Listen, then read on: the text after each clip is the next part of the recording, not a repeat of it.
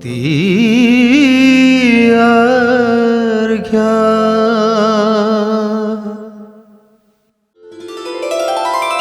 कालिया हे घेन मोर भक्ति अर्घ्य घेन मोर भक्ति अर्घ्य तुम पाई हे जगन्नाथ नीलाचल निवासाय नित्याय परमात्मने बलभद्रम सुभद्राभ्याम च जगन्नाथाय ते नमः। जय जगन्नाथ। ए परिक्रमा मार्ग रे समस्त को शामिल करिया पई कलिंग टीवी एक अनन्य उद्यम सृष्टि करिछि, जहा कि एक भक्ति अर्घ्य नाम रे नामित करी एक कार्यक्रम आरंभ करा जायछि। ए भक्ति अर्घ्य कार्यक्रम रे आज आमे गुणपुर ब्लॉक रो भीमपुर गुड़ा ग्राम को बुली जिबा एवं एठार देखिबा लोकंक रही जे कोन सब श्रद्धा सुमन।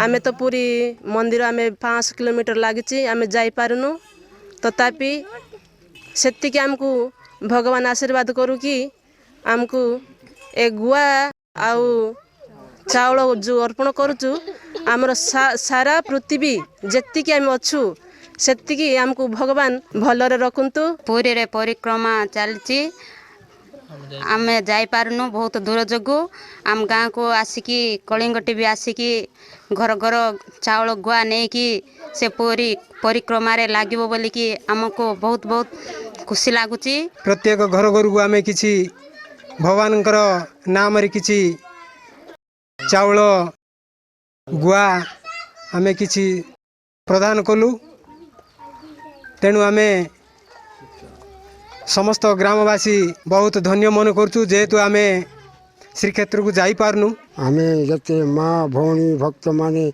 आउ माँ माउसी छोट छोट पिला मन धरिकी आज साई परिक्रमा करूँ।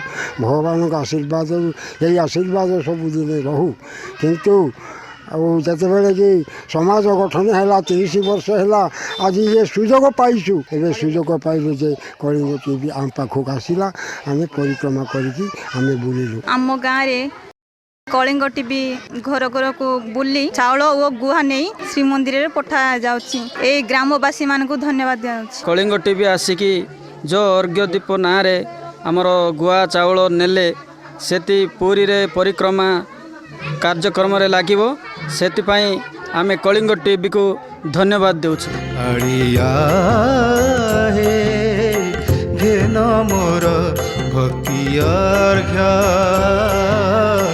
घेन मोर भक्ति अर्घ्य। गुणपुर ब्लॉक रो भीमपुरा गुड़ा ग्राम रो कलिंग टीवी रो एक भिन्न प्रयास जो माने परिक्रमा प्रकल्प को जाई परिवे नहीं सेमानक ठारू भक्ति अर्घ्य संग्रह करा जायतिला। एथिरे ग्रामवासी समेत आबाल बुद्ध वनिता अनेक सहयोग करने सह निजको ए भक्ति अर्घ्य कार्यक्रम रे सामिल होई निज धन्य मन करछंती एवं कलिंग टीवी को मध्य अशेष धन्यवाद ज्ञापन करछंती। रायगढ़ जिला गुणपुर रु राजेश कुमार पाड़ी, कलिंग टीवी। श्रीमंदिर परिक्रमा प्रकल्प उद्देश्य रे कलिंग टीवीर भक्तिपूत निवेदन भक्ति अर्घ्य घेन मोर भक्ति अर्घ्य।